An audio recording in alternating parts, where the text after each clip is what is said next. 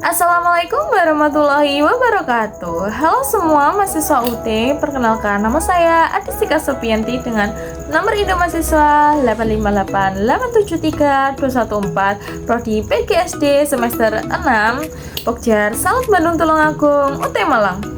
Di video kali ini kita akan membahas mengenai modul 3 dengan kegiatan praktikum 3 yaitu tentang pencernaan makanan. Alat yang diperlukan ialah gambar sistem pencernaan. Untuk alat kedua yang diperlukan adalah tabel pengamatan.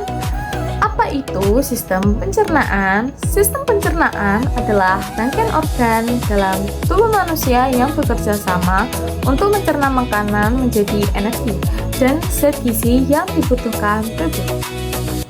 Proses pencernaan makanan dimulai dari mulut hingga menjadi feses yang dikeluarkan melalui anus.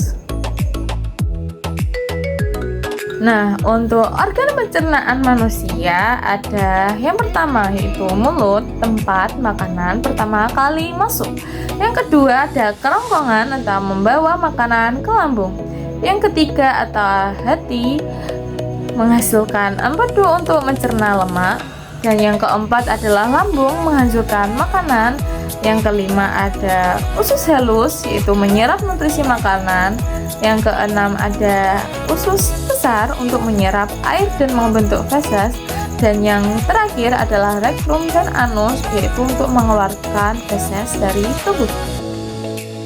Jabarkan lebih lanjut terkait sistem pencernaan makanan. Yang pertama itu adalah mulut. Mulut merupakan tempat pertama kali makanan masuk. Di mulut, makanan dirasakan, dihancurkan, dilunakkan, dan dicerna. Berikut proses pencernaan yang terjadi di mulut, yaitu ke gigi, yaitu menghancurkan makanan menjadi potong-potongan kecil. Yang di lidah mencampur makanan dengan air liur dan merasakan makanan tersebut. Kemudian lidah mendorong makanan menuju kerongkongan. Dan selanjutnya yaitu adalah kerongkongan. Setelah makanan itu tadi dicerna di dalam mulut, makanan masuk ke kerongkongan. Kemudian kerongkongan membawa makanan dari mulut ke lambung melalui gerakan otot yang disebut peristaltik. Dan ketika makanan tadi dari kerongkongan berlanjut ke lambung, dan lambung berfungsi menghancurkan makanan dengan enzim dan asam lambung. Enzim menghancurkan karbohidrat, lemak, dan protein yang terkandung dalam makanan, sedangkan asam lambung membunuh kuman dan bakteri yang ada pada makanan. Setelah dihancurkan di lambung, makanan akan berbentuk seperti bubur. Di yang awal tadi yaitu dari lambung kan menjadi seperti bubur.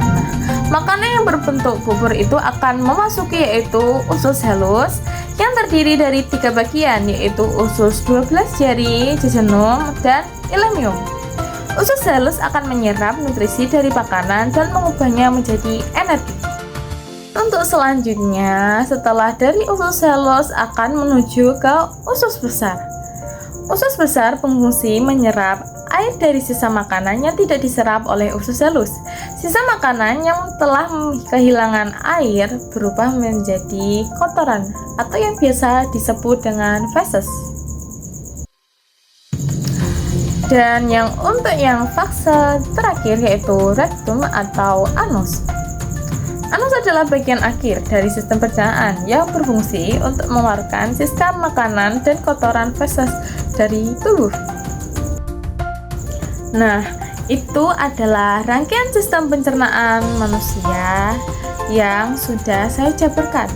Dan untuk dari kesimpulannya yaitu dalam sistem pencernaan manusia itu bukan cuma hanya dari makan langsung jadi feses, melainkan melalui berbagai proses lainnya yaitu dari mulut, kerongkongan, dari lambung, usus halus dan usus besar hingga ke anus atau rektum.